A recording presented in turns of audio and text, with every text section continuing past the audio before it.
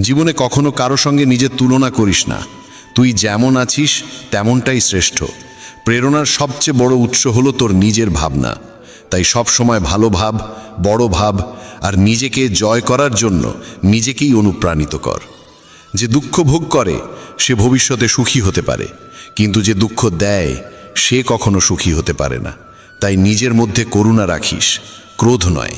কারণ ফুল তো মেঘের বৃষ্টি নিয়ে খেলে, তার গর্জন নিয়ে নয়।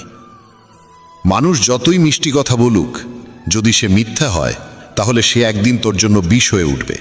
আর একজন সত্যবাদী যতই তোর কাছে কঠোর মনে হোক, সে একদিন তোর জীবনের ওষুধ হয়ে উঠবে। ভগবান শ্রীকৃষ্ণ বলেন, মন শান্ত রাখার চেয়ে বড় সম্পদ এই দুনিয়ায় আর কিছু নেই। যে ব্যক্তি নিজের মন শান্ত রাখতে শিখে গেছে, তার চেয়ে ধনী কেউ হতে পারে না।